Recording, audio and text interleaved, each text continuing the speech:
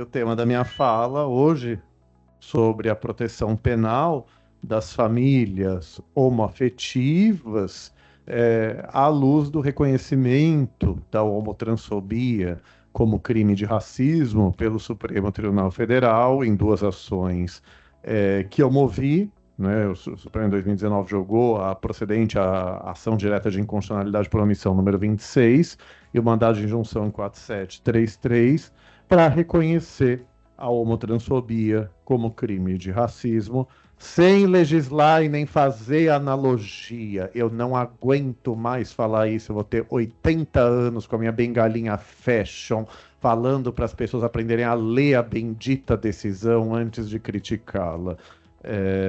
A paciência nunca foi uma das minhas grandes virtudes, gente. Está diminuindo e eu também, a minha defesa penal é que o universo não colabora também. Essa é a minha defesa. Então, vou falar um pouco disso, mas no contexto da proteção das famílias homoafetivas, as famílias formadas por pessoas do mesmo sexo, do mesmo gênero, né, também reconhecidas pelo Supremo Tribunal Federal, aí em 2011, a primeira das decisões do Supremo de proteção aos direitos da diversidade sexual e de gênero no Brasil, que foi um grande marco, inclusive pelo forte tom antidiscriminatório, emancipatório do Supremo, e pela unanimidade do tribunal. Isso surpreendeu bastante na época. Então, eu vou fazer minha fala falando um pouco do porquê o Supremo acertou ao reconhecer a união homoafetiva como família. Vou explicar por que o Supremo também acertou ao reconhecer a homotransfobia como crime de racismo, ou, no mínimo, olha eu me esforçando para ser imparcial e neutro, ninguém é neutro, mas na medida do possível, pelo menos para vocês verem que as decisões são defensáveis juridicamente, são interpretações juridicamente possíveis e não podem ser criticadas enquanto decisões teriam rasgado a lei, rasgado a Constituição, etc. Então, até falei num momento que acho que foi quando eu conheci a Samantha, né? Samantha na OAB de Goiânia, né? No Conselho Federal da OAB, nossa querida doutora Amanda Baliza, né? Nossa presidenta da Comissão de Diversidade Sexual e de Gênero do Conselho Federal da OAB, também advogada trans, né? Bem atuante no Supremo. Falando então do tema então da união homoafetiva, que é o tema que talvez eu mais domine. Estou nos últimos 5 anos, acho que falando muito da adesão da homotransfobia como crime de racismo. Ok, a decisão mais polêmica. Ok, você pode discordar da decisão. Eu entendo, falei da tribuna do Supremo que é polêmico reconhecer a homotransfobia como racismo. Você não pode dizer que o Supremo fez analogia, a menos que você esteja querendo acusar 6 ministros e 2 ministras terem mentido no voto.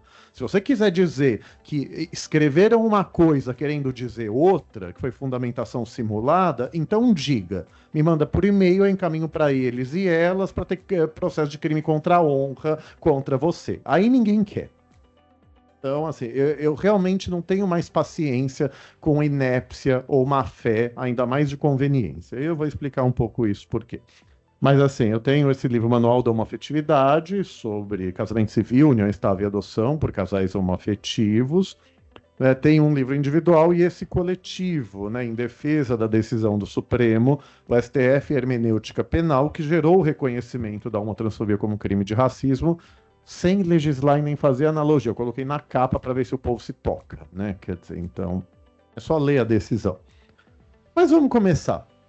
Por que o Supremo acertou ao reconhecer a união entre pessoas do mesmo sexo, do mesmo gênero, a união homoafetiva como família, com igualdade de direitos relativamente à união heteroafetiva? Eu aceito, né, Samantha, as pessoas terem dúvida disso pela redação da Constituição e da lei, eu aceito para quem não fez direito. Ou para quem não passou do primeiro ano de direito e não leu o livro de Direito Civil 1. Eu disse 1.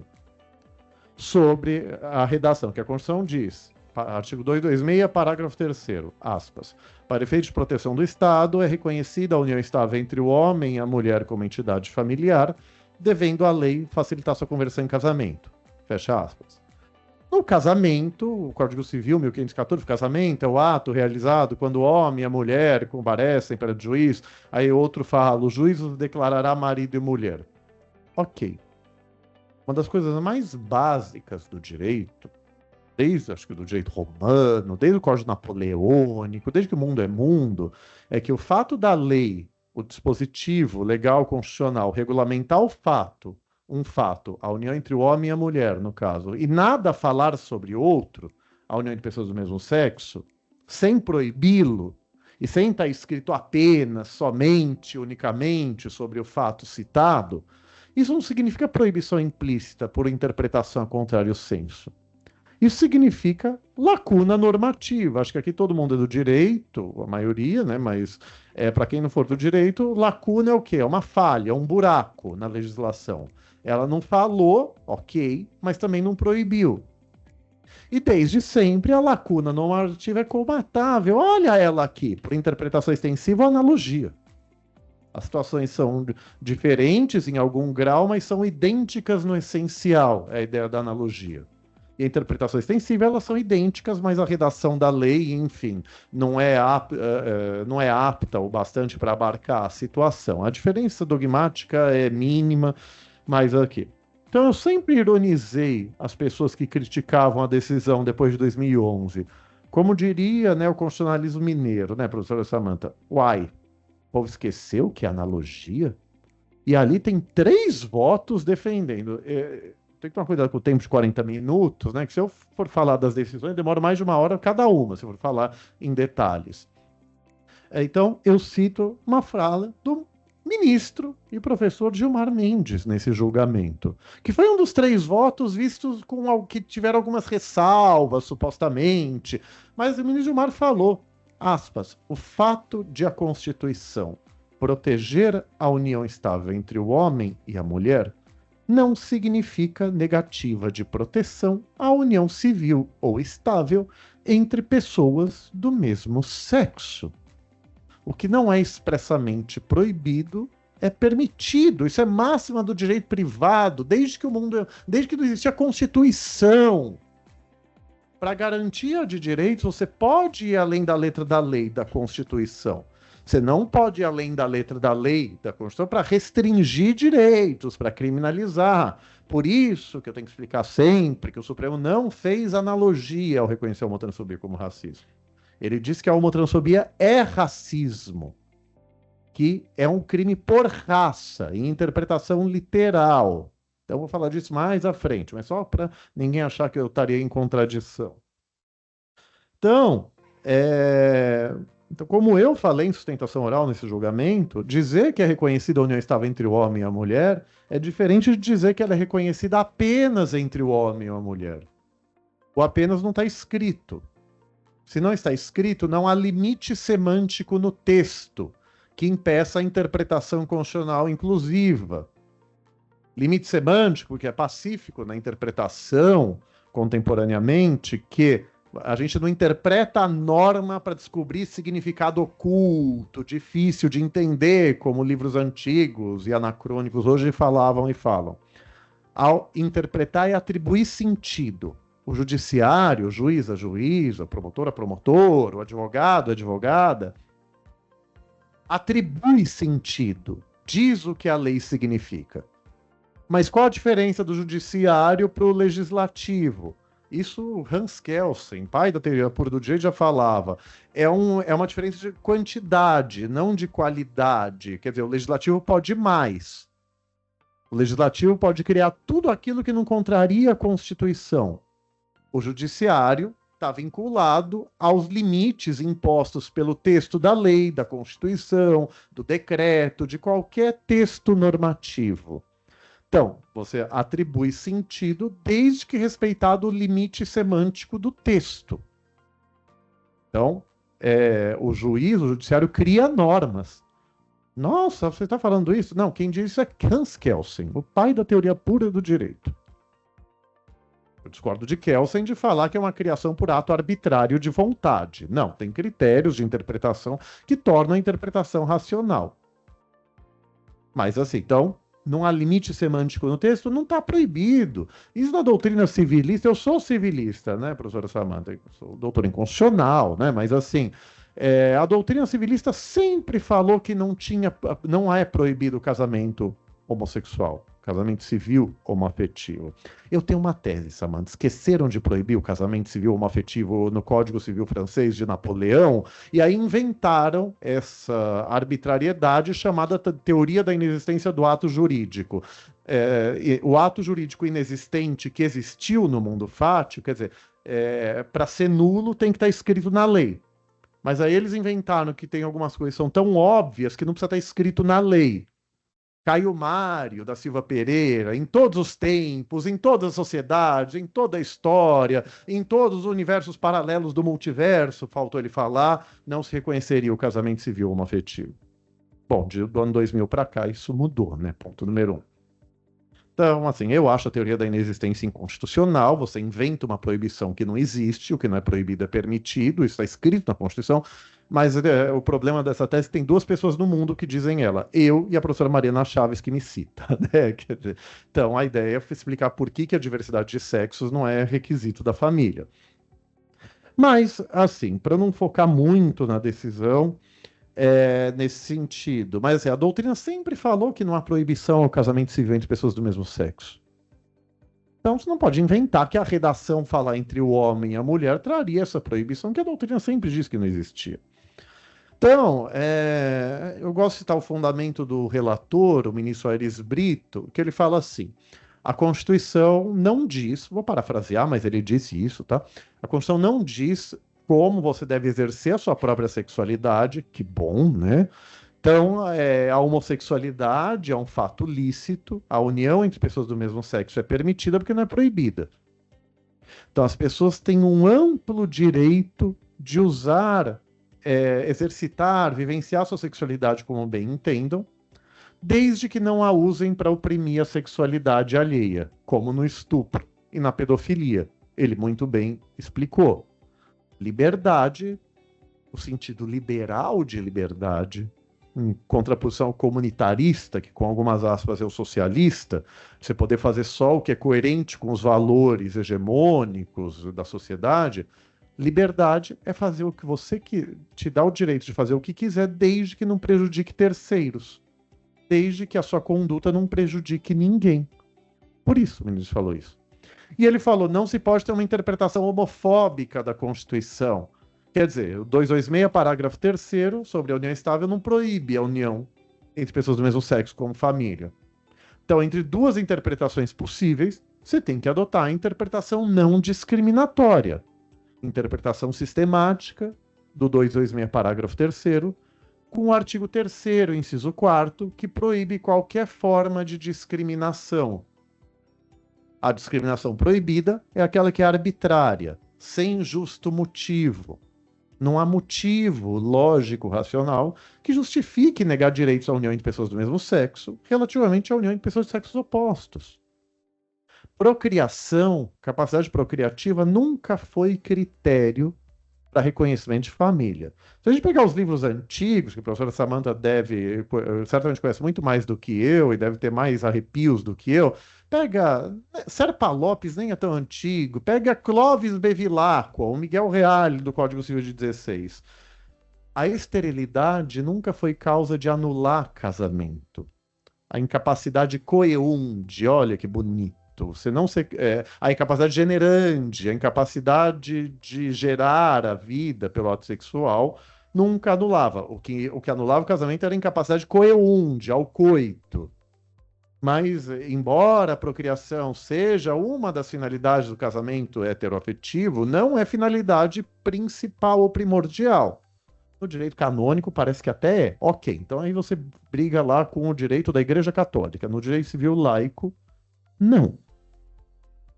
Então, superou-se a ideia de família hierárquico-patriarcal, que o Código Civil de 16 consagrava, e havia uma hierarquia em favor do pater, do homem. O homem era o chefe da sociedade conjugal heteroafetiva, dizia o Código Civil de 16. Então, e adotou-se o conceito de família pós-moderna, família chamada eudemonista. Eu tenho que parar de fazer essa piada, que um dia eu vou ser descontextualizado. Quem me descontextualizar, eu processo, tá? Eudemonista é uma palavra esquisita, você tira o eu, vira uma catástrofe, né? Quer dizer, é uma palavra de raiz grega, eudaimon, felicidade. A família que se forma e se mantém unida, apenas enquanto isso trouxer felicidade, autorrealização individual aos seus integrantes. O casamento deixa de ser visto como um fim em si mesmo. Até a Constituição de 67 e 69, a Constituição dizia que a família é constituída pelo casamento. A ideia era que só era protegida a família matrimonializada, mesmo entre homem e mulher. O que a gente chama de união estável, a união pública, contínua e duradoura, com o intuito de constituir família, entre homem e mulher, solteiros, era chamado de concubinato. Não era. Foi a Constituição de 88 que constitucionalizou a união estável, e o Supremo da época, bem conservador e reacionário, olá, professor e corte Moreira Alves, um grande civilista, reaça, que eu posso fazer, falou que só existe a união estável a partir de 94, que é quando veio a primeira lei regulamentadora da lei. Então, e até hoje, o Superior Tribunal de Justiça, eu não achei, eu não guardei esse julgado, que pena. Ele fala, se a união estável começou antes da lei e terminou depois, ele reconhece. Mas se começou em 89 e terminou em 93, enquanto não tinha a primeira lei de união estável, até hoje o STJ fala que não é família. É inacreditável. É por isso que a Constituição brasileira é prolixa. Não é nem analítica. O professor Luiz Alberto Davi Araújo, que me deu aula no mestrado, a Constituição é prolixa. Garante a igualdade em geral, o direito à igualdade, igualdade entre homens e mulheres, trabalhista, tributária, na família. Ó, o Supremo? Estava falando com o professor Samanta, eu vou me perder no parênteses, eu vou acabar passando do tempo, mas assim, vocês sabem, eu já dei aula de todo direito civil, né? Direito das sucessões, de herança, princípio de, eu não falo latim, Saizine, Cesine, isso é francês, na verdade. Então, quer dizer, vale a lei da época do fato. Então, eu sempre brinco, né? Morreu a pessoa em 87, veio a Constituição de 88 e trocou o inventário em 99. Até a Constituição, você tinha discriminação a filhos havidos fora do casamento. E eu estudei isso, recém fiz um recurso sobre isso, que eu estudei um livro de 1947 sobre investigação de paternidade. Negava-se direito aos filhos fora do casamento, a pretexto de proteger a estabilidade e a paz da família formada pelo casamento. Olha que bonito. E eu li um trecho em francês, outro em latim, falando que a Igreja Católica, não, você pune o pai na pessoa do filho, que vai doer nele mais do que se punisse ele mesmo. Ah, que bonito. Aí, gente, aí eu mando estudar. Eu não vou falar o que eu penso, mas aí eu falo que desafia a inteligência de pessoas racionais e de boa fé, e eu que sou o grosso, e eu que sou intolerante com a opinião alheia. Ah, gente, me poupa. Eu sempre digo, né? Eu juro, eu respeito a opinião alheia, eu respeito discordâncias profundas sobre o que eu penso, ao contrário do que dizem meus haters. Eu não respeito a inépcia, eu não respeito o terraplanismo, eu não respeito intervenção militar constitucional, professor Ivis Gandra, com todas as vênias. Aí eu acho que não tenho que respeitar mesmo, e eu critico duramente. Mas assim, eu tô falando, o Supremo, no começo dos anos 90, um inventário, enfim, um fato anterior a 88, a Constituição proibiu a discriminação nos filhos, ele falou, não, a proibição que veio em 88 não se aplica ao fato anterior, ok?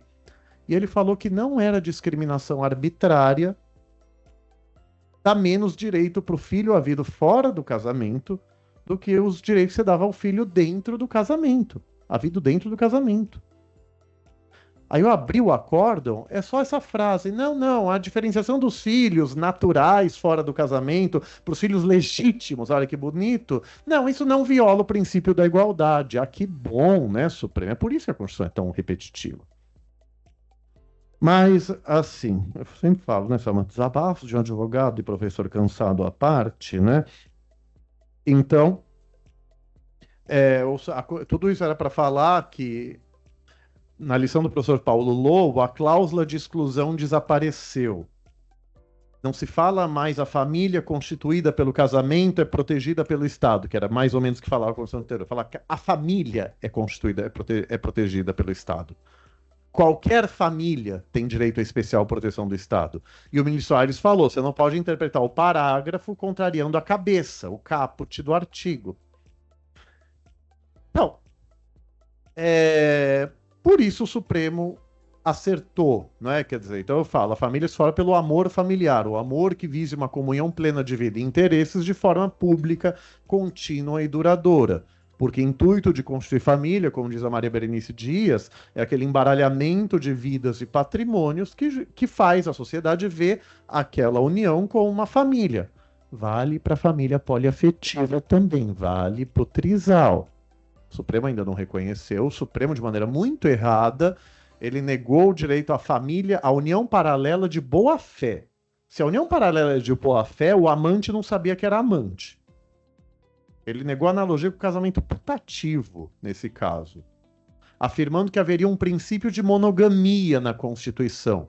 Eu queria saber aonde, que não está na Constituição que eu sei ler. Lembre, você pode ir além da letra para garantir direitos, não para restringi-los. A família paralela, no mínimo, se todo mundo está de acordo, sem princípio, né? Se eu tenho uma novela, eu não vejo novela, nada contra as novelas brasileiras, é que eu prefiro seriado. O homem tinha 4 mulheres, aparentemente, né, traindo no início, mas todas aceitaram em algum momento. Então, se todas as pessoas aceitam, no mínimo, nesse caso, o Estado não tem que se meter e tem que reconhecer a família. Mas, assim, vale também para a união poliafetiva como família. Eu tenho textos online sobre isso. Proteção penal sobre das pessoas LGBTI+, em geral, né? A Constituição manda criminalizar o racismo. Ela manda punir toda a discriminação atentatória de direitos e liberdades fundamentais, artigo 5º, inciso 41, e ela manda punir penalmente todas as formas de racismo. Vou focar no racismo pelo tempo. Em 2003, o Supremo disse que o antissemitismo, a discriminação a judeus, é uma forma de racismo. É um crime de discriminação por raça, não por religião, como está na lei hoje. E quem lê o bendito acórdão, já que ninguém lê decisão nesse país, aparentemente, pelo menos quando vai criticar, fala, não estava escrito religião na lei antirracismo na época. O fato de antissemitismo foi praticado quando a lei falava só em crimes por raça ou por cor. O Supremo enquadrou o antissemitismo como crime por raça. Até porque se fosse um crime de discriminação não racista, estava prescrito. Então, ele falou que o antissemitismo é racismo para puxar a imprescritibilidade do racismo, que está na Constituição, para o caso. O Supremo partiu de alguns pressupostos. Primeiro, projeto Genoma. O mapeamento de toda a genética humana acabou de vez com a crença de raças humanas biologicamente diferentes entre si, entre pessoas brancas, negras, amarelas e vermelhas, nestes termos.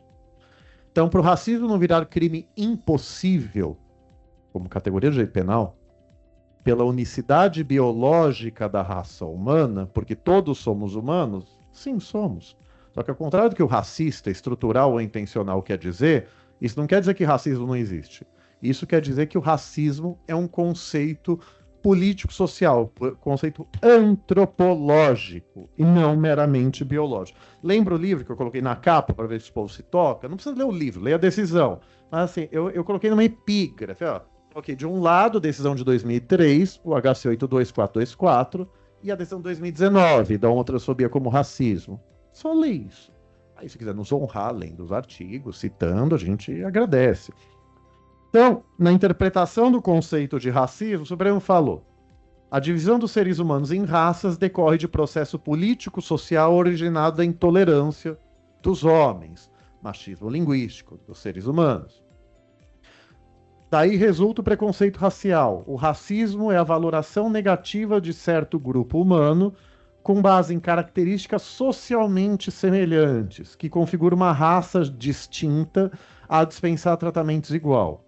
Afigura-se relevante o conceito antropológico atual de raça social, Segundo a professora Sônia Blumfeld-Ramagem, raças sociais são critérios de divisão de distintos grupos humanos entre si, a partir de características físicas, o racismo tradicional, fenotípico, ou sociais, constituindo uma poderosa construção social baseada em valores e crenças a partir de uma visão de mundo que separa distintos grupos sociais por um critério classificatório que hierarquiza um acima de outro, para controlar ou até eliminar. Parafrasei minimamente, mas é isso. 2019. Aqui o Supremo tem umas partes que ele não se expressou muito bem, que às vezes ele fala que raças não existem, existe o racismo. Aí alguém fala, né? Ué, então o racismo é um conceito de racismo sem raça? Não, gente, é só ler a decisão inteira. Tá escrito raça social aqui. Ele quis dizer que raça não existe enquanto puramente biológica. Então, aí em 2019, homotransfobia como racismo. O sentido de raça, que não se resume nem se limita a estritamente fenotípico, a cor de pele, a aparência, representa a arbitrária construção social de determinado momento histórico para justificar a desigualdade e a hegemonia de um grupo sobre outro. É que eu sempre digo, brinco, né? O Supremo cita a melhor doutrina, né? Aquela com a qual a gente concorda, né? A ironia da melhor doutrina, especialmente quando é a nossa. Aqui é uma parte que o Supremo me honra me citando a minha doutrina, falando que racismo se consiste em processo de diferenciação, classificação e hierarquização, para fins de exclusão, expulsão e erradicação, por processo de estigmatização, desqualificação moral e, eventualmente, internação ou expulsão. Neste conceito geral e abstrato de racismo, a homotransfobia se enquadra por perfeita identidade conceitual, não por analogia. Analogia demandaria dizer que racismo de um lado e homotransfobia de outro seriam conceitos diferentes que deveriam ser tratados da mesma forma. Muita gente acha isso, é uma tese tradicional e boa em geral. Mas não foi isso que o Supremo fez, porque não pode criminalizar por analogia. Ele disse que não pode fazer analogia penal criminalizadora e ele explicou que não estava fazendo. Então ele fala, raça e cor são palavras diferentes na Constituição. Ele disse em 2003, repetiu aqui, na lei, raça, cor e etnia são palavras diferentes. Raça é mais amplo que cor e etnia. É um conceito maior que fenótipo e genótipo. Raça é elemento normativo do tipo penal. No penal tem um elemento descritivo, por assim dizer, a lei descreve, a lei conceitua em todos os detalhes aquele conceito. Você tem um elemento normativo, que o judiciário define, a palavra mágica do princípio da taxatividade. O judiciário define o significado daquele conceito por valoração, por juízo valorativo. E desde que o mundo é mundo, sempre se aceitou a criminalização por conceitos valorativos na lei penal. Desde que não sejam intoleravelmente vagos. Ou, nas palavras de Klaus Roxin, um dos maiores penalistas vivos e alemão, que vai ter o livro dele traduzido para o Brasil e atualizado, com o professor Luiz Greco, maior penalista brasileiro da atualidade, que detornou a decisão do Supremo Tribunal Federal num vídeo de 2019, que eu tive o desprazer de ver e eu transcrevi. Eu falo por provas, tá? Não só por convicção.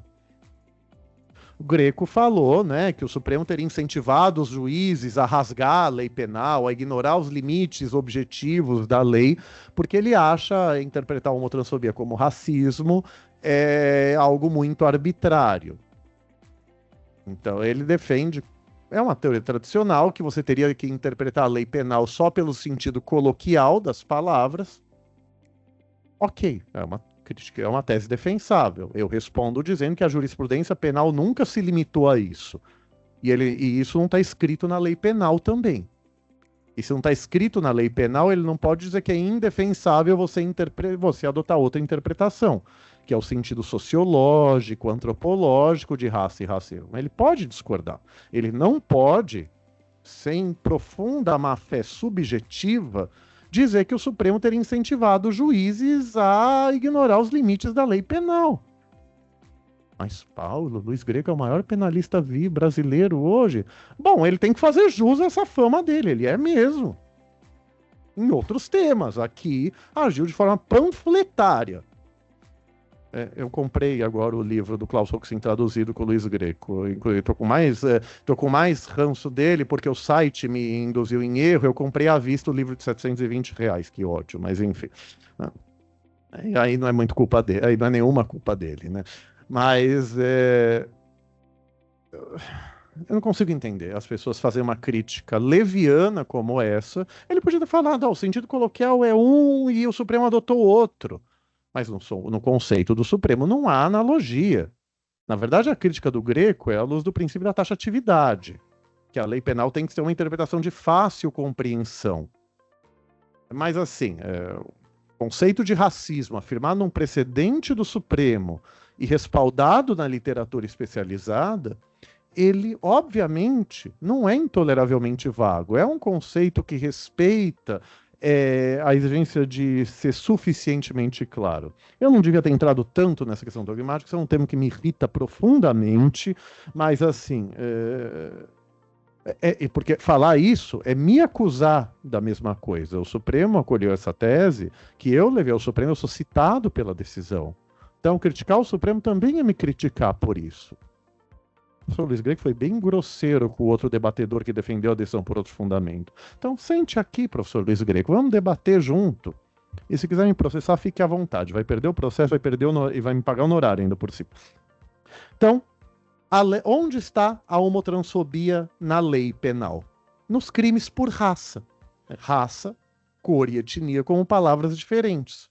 Orientação sexual e identidade de gênero constituem raças sociais, no sentido de raça social, que o Supremo afirmou em 2003 e reafirmou em 2019. Então, raça é uma cláusula valorativa que permite a evolução do conceito de racismo para outras situações não antevistas. Porque lá em 88, Maurício Correia e Nelson Jobim, ministros do Supremo que participaram do jogo em 2003, falaram: separou-se raça e racismo para permitir essa evolução conceitual do tema. E sabe quem usa cláusula valorativa na lei penal? Klaus Roxin. Por isso que eu usei essa expressão que o Supremo cita. Então, enfim. Cláusula valorativa como elemento normativo do tipo. Então,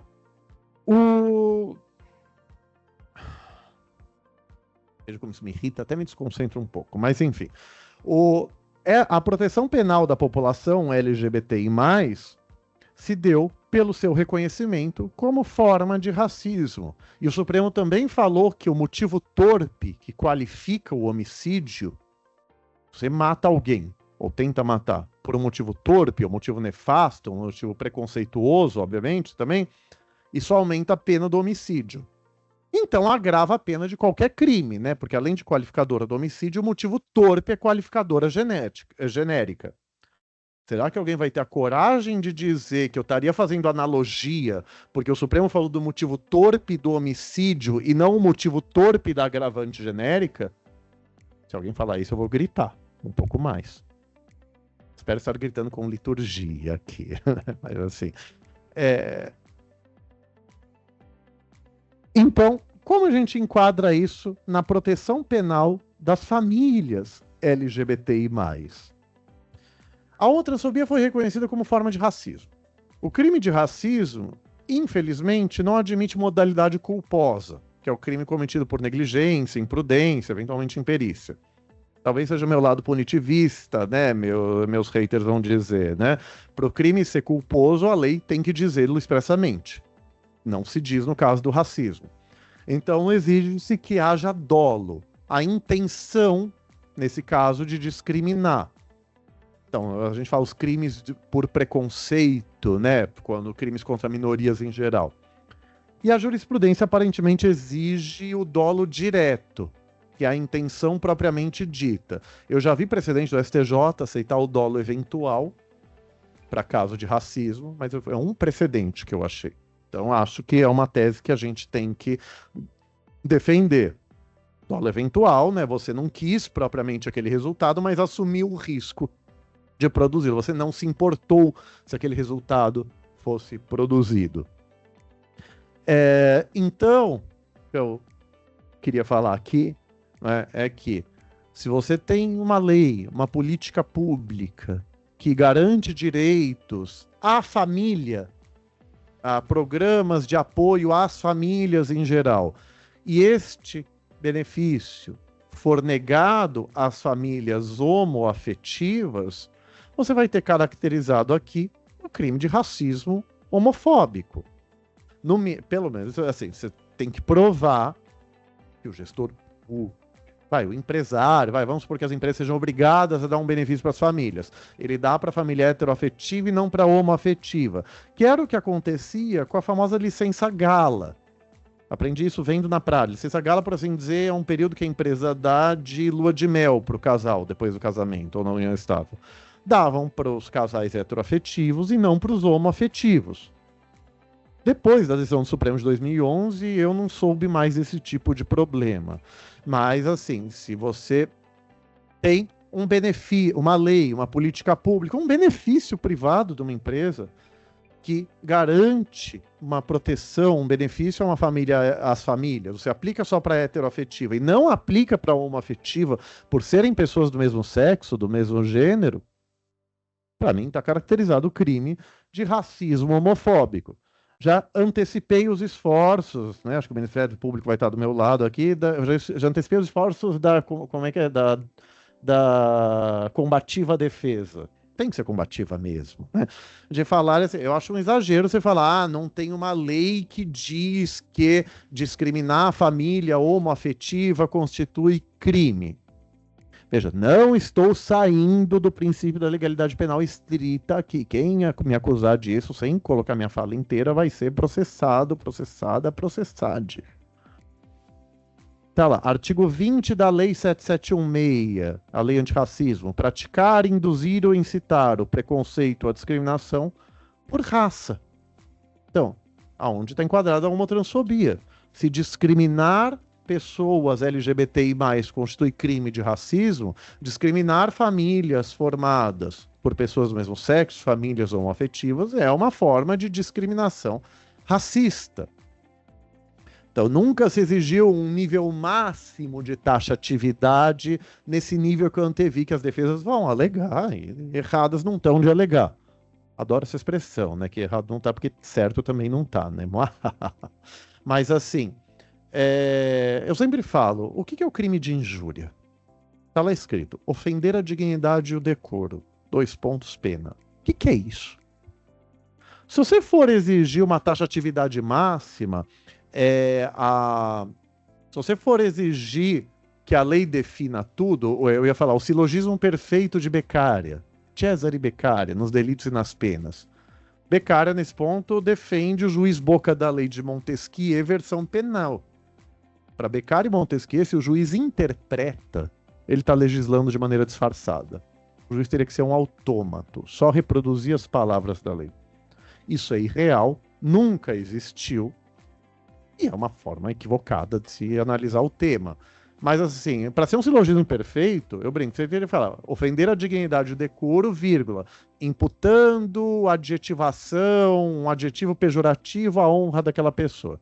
E dependendo da perfeição do silogismo, você tinha que dizer qual xingamento. Isso seria uma taxatividade máxima. Nunca se exigiu isso na lei penal. Motivo fútil ou torpe, que eu falei, agravante, qualificador, também tem que respeitar a taxatividade. O mais divertido é o crime de rixa. Praticar rixa, 2 pontos, pena. O que diabos é rixa? Não está escrito na lei, está no dicionário, mas o princípio da taxatividade é para qualquer pessoa que leia aquilo saiba mais ou menos o que quis dizer. E no debate sério, com a crítica séria do professor Luiz Greco, olha como eu reconheço que é sério, né? Pelo menos me esforço. Interpretar as palavras, a lei penal no sentido coloquial. Até hoje, pessoas LGBTI+, nós somos chamados de pessoa integrando raça desgraçada, raça maldita, raça do demônio e daí para baixo. No processo, na DO 26, eu juntei uma entrevista de um neonazista no SBT com o rosto coberto, o link saiu do ar anos depois, chamando homossexuais de raça do inferno ou algo do gênero. Então, o professor Luiz Greco tem que estudar um pouco a história da homotransfobia, do racismo em geral. Tem um conceito que ele falou que a decisão do Supremo não se aplicaria, não consideraria como racismo a discriminação à pessoa negra. Oi? Ele pegou um trecho que fala que raça é o que une as pessoas por valores, crenças e algo em comum. Ô homem branco, cis hétero, que não faz a menor ideia do que seja branquitude, negritude também, né? Mas tá bom, é só ler a tese do Supremo e esse trecho que eu li. Tem umas 10 minutos. Eu tava olhando aqui, né? Mas você tava. Mas obrigado por avisar. O, o trecho que eu li para vocês, a tese do Supremo. Racismo não se limita a aspecto fenotípico ou genotípico. Se ele não se limita, isso quer dizer o quê? Alternativa A, ele não abarca? Não, alternativa B, ele abarca fenótipo e genótipo, mas abarca outras situações. E o maior penalista brasileiro vivo não sabe disso. Vocês veem que a minha sorte é que a liberdade de expressão permite grosseria, não permite injúria, tá? Essa eu acho que eu não cometi, né? Mas assim, é inacreditável. E o pior, isso me irrita muito. Virgílio Afonso da Silva, filho do Zé Afonso, no curso de direito constitucional dele, ele fala a decisão de uma página. Em uma página. Ok, é um curso. Ele fala assim, é difícil compatibilizar a decisão com a legalidade penal estrita, como disseram os votos vencidos. Ele fala só isso. Ah, que bom. E o que dizem os votos vencedores? Porque Virgílio Afonso da Silva, um dos maiores constitucionalistas da atualidade, adoro os livros dele em geral, não acha que a homotransfobia é crime por raça, à luz do conceito de raça social ou racismo social. Eu não sei, porque ele não conta. Na verdade, eu até sei que ele mandou por e-mail. Vou abstrair o que ele me falou, que, enfim, essa é uma posição hermenêutica dele. Mas por que ele nem falou de raça social ou racismo social à luz da sociologia e da antropologia para dizer que não concorda com a interpretação por X? Esse tipo de autor e autora, ainda mais sendo juristas de peso como são, eles induzem a sociedade em erro. Porque assim, a gente não tem tempo de ler todas as decisões judiciais no Brasil, no mundo.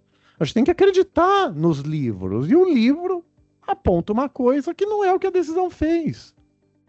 Aí eu digo que a postura é leviana e viola a boa-fé objetiva, e de novo o errado sou eu, né? Óbvio. As pessoas não gostam que eu adjetive, né? Eu acho que a adjetivação é cabível quando é correta, quando necessária, né? Eu adorei o professor Alexandre Moraes da Rosa, nossos grandes penalistas, professor Alice Penal, num dos prefácios aqui do livro, ele concorda com a minha crítica, que fala que acusar a decisão de analogia é violar a boa-fé objetiva, né? Ou seja, violar o padrão de conduta que se espera, né, no caso do estudioso, da pessoa prudente. A professora Alice Bianchini fala, né? Tem que, no prefácio também, a gente tem que, os críticos e as críticas têm que parar de combater fundamentos imaginários para analisar o que o Supremo de fato disse. Mas aparentemente eu sou. Como que é? Eu sou um. Eu dei como me faz a expressão. Eu sou de outro mundo para defender isso, né? Eu sou o Arlequim Dourado a defender isso, aparentemente, né? Respirações profundas, né? Então, resumindo e para finalizar, a proteção jurídica das pessoas LGBTI+, das famílias homoafetivas em geral, sim, decorre da jurisprudência do Supremo Tribunal Federal. Infelizmente, não está na letra da lei. Tem um projeto de lei que quer proibir, né? A gente teve um relatório aprovado na comissão da Câmara nisso, mas assim, se for aprovado, vai ser derrubado pelo Supremo. Por 11-0 ou 9-2, na pior das hipóteses, atualmente. Mas assim, vai ser derrubado tranquilamente se for aprovado. Um projeto que qual que é a justificativa dele? A letra da Constituição, falar entre homem e mulher. Então, faltou na aula de primeiro ano de Direito e de Analogia também. Fundamentalismo religioso e teoria da conspiração. Eles usam os mesmos argumentos há 50 anos, eu acho. Eles falam que a Associação Americana de Psiquiatria despatologizou a homossexualidade por pressão política, porque olha que bonito, porque os médicos não estão acostumados a serem questionados, inquiridos por seus pacientes, por seus objetos de estudo. Veja como é tomar o dado como construído. É você patologizar as identidades LGBTI+, e tomar a patologia como algo óbvio. E discordar disso seria algo puramente ideológico. Essas pessoas usam ideologia de gênero no sentido pejorativo de ideologia, que curiosamente é o marxista. Algo contrário à realidade objetiva. O mundo real é de um jeito e você defende outra coisa. Bom, quem age de maneira ideológica é quem defende que a patologização das identidades LGBTI+. Porque pessoas LGBTI+, não sofrem por serem LGBTI+. Nós sofremos por causa da homotransfobia social. Isso é critério. O que é doença? Um critério substantivo. Aprendi com o psiquiatra Ronaldo Pamplona da Costa. Doença aquilo que te lesiona, te machuca e te causa sofrimento. Ser LGBTI+, não causa lesão orgânica, e o sofrimento que as pessoas LGBTI têm é pelo medo da homotransfobia social. É inacreditável. Então, são teorias da conspiração desumanizantes. Eu queria puxar que a nossa maravilhosa Sarah York falou, estava falando aqui com nossa também maravilhosa professora Samantha Dufner, como é inacreditável que a gente tem que repetir até hoje um lema feminista, né? Quer dizer, o pessoal é político. Os feministas falam há sei lá quanto tempo. E é jurídico também. A interpretação do jeito. Só fica interpretando do jeito de maneira asséptica, sem paixão, né? Quem está lá no alto da sua torre de marfim e não sofre preconceitos sociais, não é diretamente afetado ou afetada. Você ser diretamente afetado ou afetada não afasta o seu dia. Não é algo que deslegitima a sua fala. Você tem que analisar o que a pessoa fala. Não a forma como ela fala, não o grupo social do qual ela parte.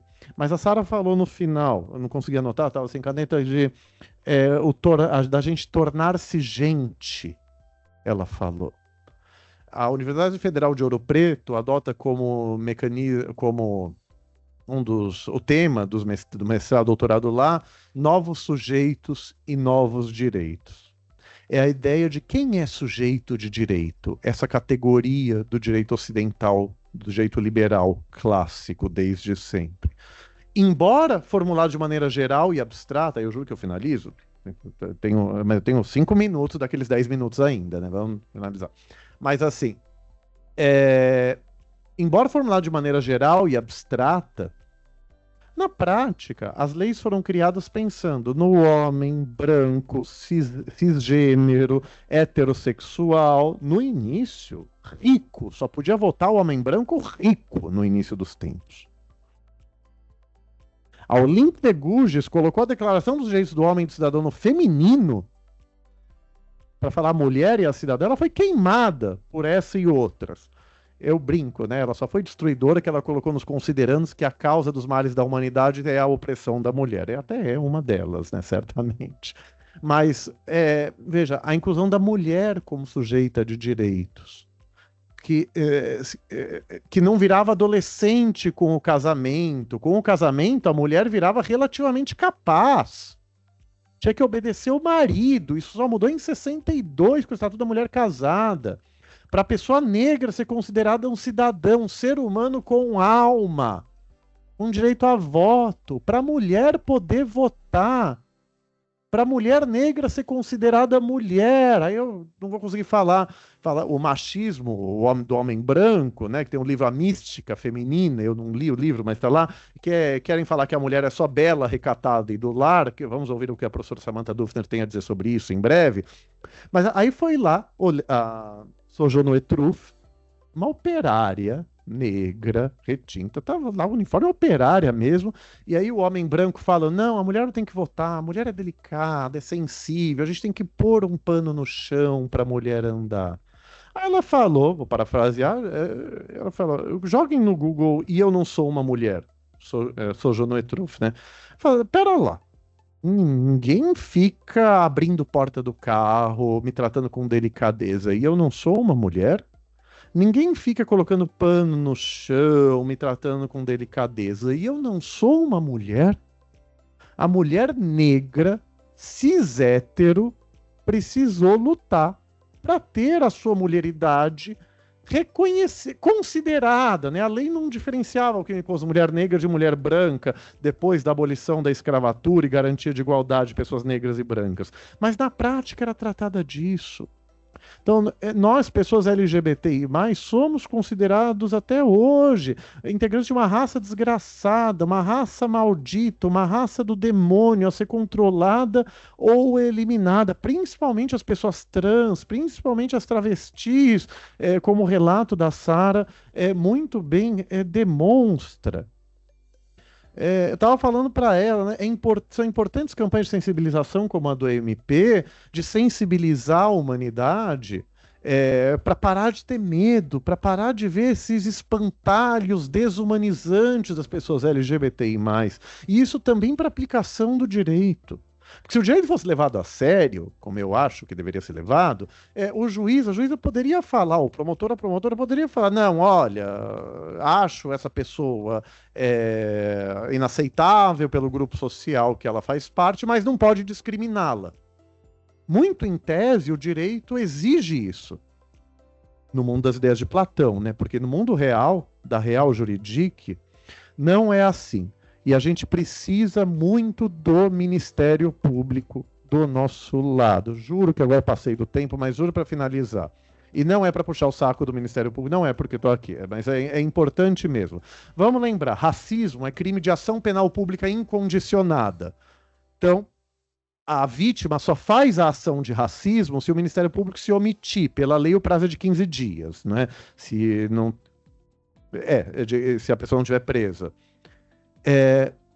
E mesmo quando o Ministério Público faz ação e a vítima pode atuar como assistente de acusação, você precisa de um promotor, uma promotora, aliado, sensibilizado na causa. Quero dar 2 exemplos, muito brevemente. Tem um artigo daquele jornal horroroso, a Gazeta do Povo. Olha, eu não vou saber explicar o texto. São 5 páginas praticamente xingando a transexualidade, o movimento trans. Imaginem teorias da conspiração absurdas. Eu fiz representação criminal por entidades LGBTI+. Mandei pro e-mail do Ministério Público do Paraná.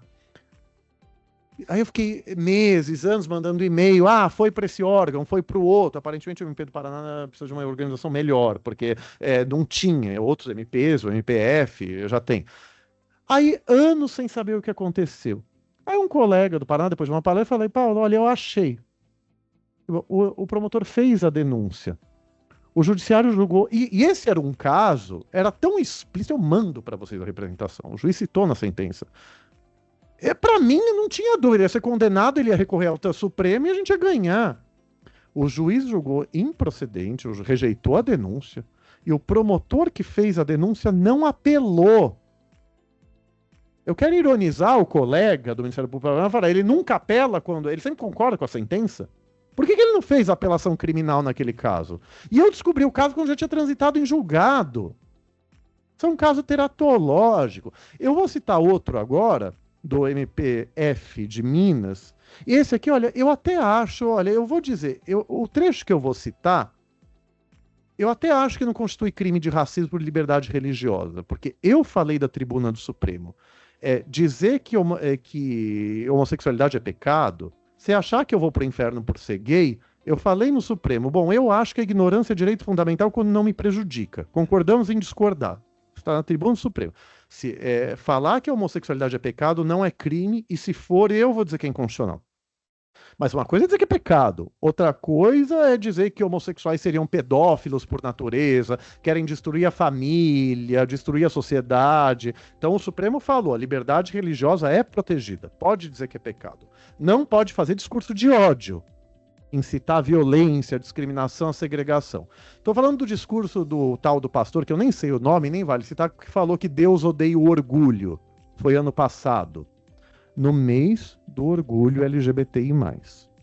Para mim, o crime está em outro trecho que eu não vou lembrar, onde ele incita mais a violência. Para mim, aqui ele está bem no limítrofe. Mas eu posso dizer, ok, Deus odeia o orgulho, porque para ele a homossexualidade é pecado. Ok, eu mando estudar teologia histórico-crítica, a gente discorda, esse é o debate público. Mas olha o que um colega do Ministério Público falou. Apesar dessa fala ter sido feita no mês do orgulho LGBTI+, ter sido escolhido, né, feito no mês do orgulho LGBTI+, não se pode dar uma interpretação tão restritiva para o discurso. Ele considerou o que o pastor falou em interrogatório, né, em depoimento no inquérito policial, e falou assim, não, ele quis se referir a que Deus odeia o orgulho como um dos 7 pecados capitais. Com todo respeito ao colega, eu tenho parecer, para mim isso, olha, se não for cinismo, isso beira o cinismo. Para mim, isso é má-fé, no mínimo como violação da boa-fé objetiva. O que o colega deveria ter, veja, eu falei que isso eu acho que não é crime. Ele tinha que falar, olha, embora isso seja uma fala que incite, a liberdade religiosa abarca isso a partir da consideração que a homossexualidade é pecado. Agora, um promotor de justiça, ou procurador federal, vai desafiar a minha inteligência de falar que ele não quis se referir ao orgulho LGBTI+, que ele quis se referir ao orgulho como um dos 7 pecados capitais.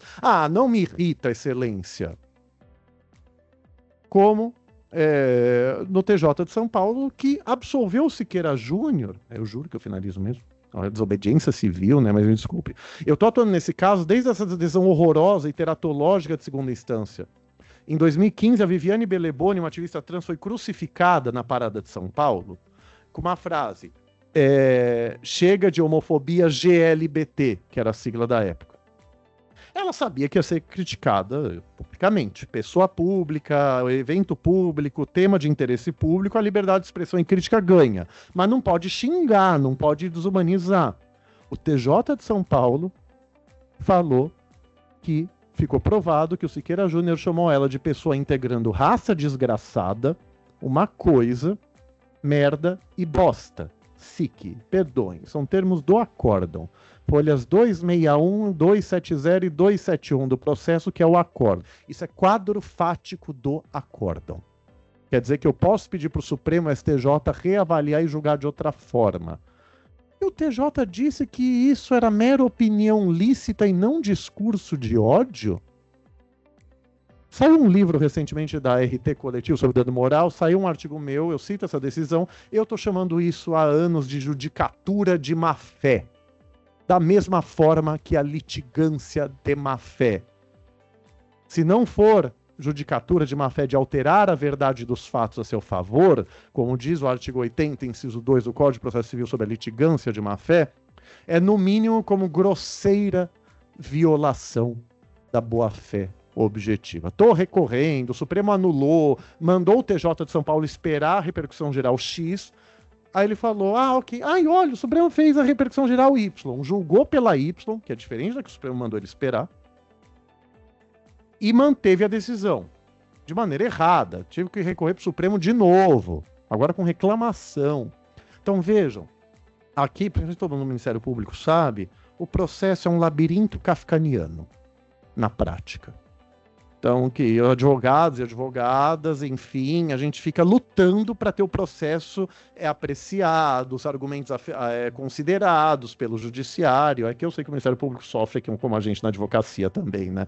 Então, veja, a gente precisa do apoio do Ministério Público nesses casos. Então, para pareceres favoráveis, para ação penal da homotransfobia. Eu falei, esse caso do colega de Minas prova que eu vou ter que começar a fazer ação penal privada subsidiária da pública. Então, mas eu tenho que fazer isso como sociedade? Então, quer dizer, naquele caso, mais no caso do Paraná que eu falei, um discurso de ódio grosseiro que gerou a denúncia, ele não apelou. Então a gente precisa de eventos como esse, de capacitações e sensibilizações do Ministério Público para nos ajudar nas ações penais públicas, né, de crime de racismo homotransfóbico, no dano moral coletivo, Porque nós, da sociedade civil, a gente tem que fazer isso no tempo livre. Eu sou advogado, eu trabalho em escritório de novo já há quase um ano. Eu tenho que fazer isso sacrificando o tempo livre de descanso. E com 42 anos eu já não tenho mais o pique que eu tinha antes. Então, eu estava até brincando que eu sou a favor de norma no Ministério Público, na Defensoria, na OAB, no Judiciário, de obrigar integrantes da classe a participarem de cursos de direito antidiscriminatório. Toda minoria. No mínimo, para evolução na carreira por merecimento. Por antiguidade, não tem o que fazer. Nossa, você está sendo autoritário? Não, a Constituição manda coibir toda forma de discriminação. A Constituição manda coibir todas as formas de racismo. E na Bahia, não sei se foi o judiciário, alguém falou que obrigar a fazer um curso de racismo era promover ideologia. Não. A única ideologia que existe é a ideologia de gênero heteronormativa, cisnormativa e machista, além de negrofóbica, né, racista, em geral, abarcando a homotransfobia e outros grupos sociais. Perdoem-me ter passado do tempo, perdoem-me o grau de irritação que está aumentando, perdoem a gafe, que eu sempre esqueço alguma coisa em São Paulo, esqueci a gravata em São Paulo hoje, por isso estou assim, mas agradeço aqui, fico à disposição para os debates depois. Obrigado.